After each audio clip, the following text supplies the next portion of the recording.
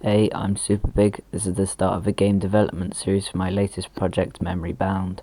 This video is covering the very basic skeleton of the game that I have right now, but I personally think it's the most important part, so I'll be giving it a full video.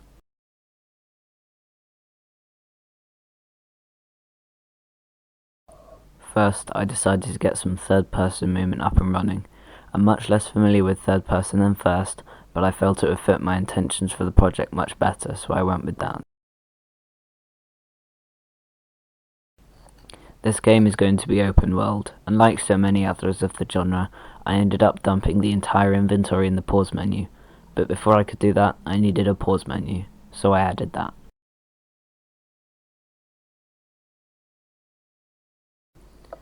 At this point, my mate was interested in the concept, which I'll go into more detail on later, and wanted to help out. Because he's talented like that, he gave me a sample for the surface theme and later a dungeon theme. He did make full versions, but that was after I started editing, and I'm lazy. His channel will be in the description. Thanks, Sam.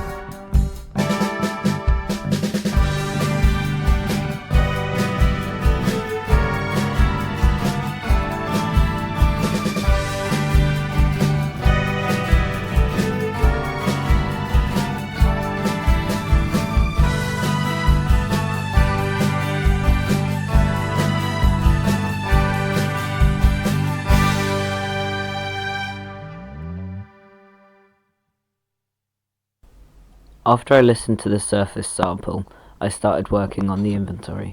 I've gone for a scriptable object-based system, which simply put is the most convenient, low-effort way to do literally anything customizable in Unity.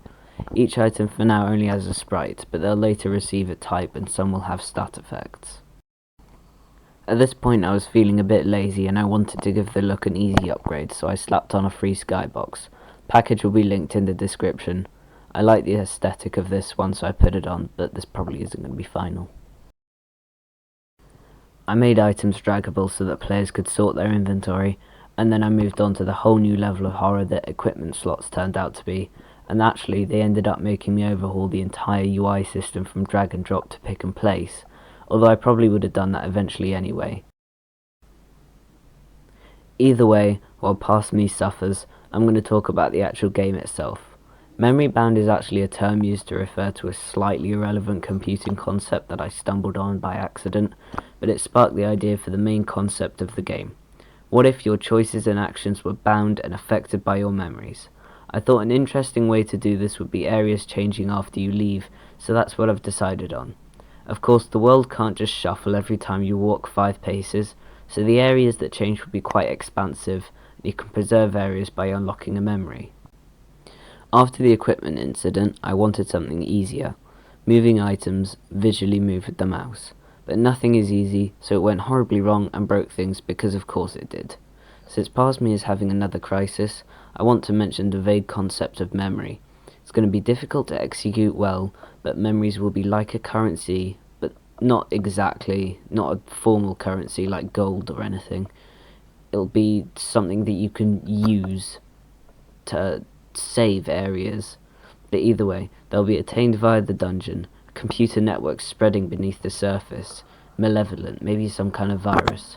Fighting bosses and completing puzzles will allow the players to make memories somehow.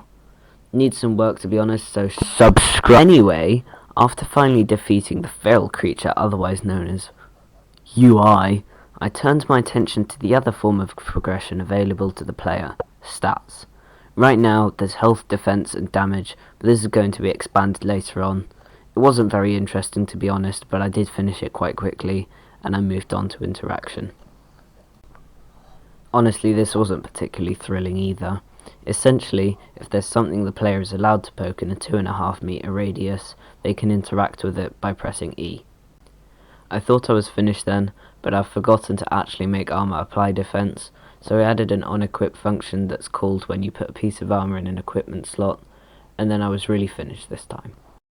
That's it for this devlog, but in the next one I'll start working on the memory system as a framework, and I'll implement sound and music. You should take a look at Sam Common Sense next. He's doing a fantastic job on the music. After that, the next priority will be combat, so consider subscribing so I don't procrastinate.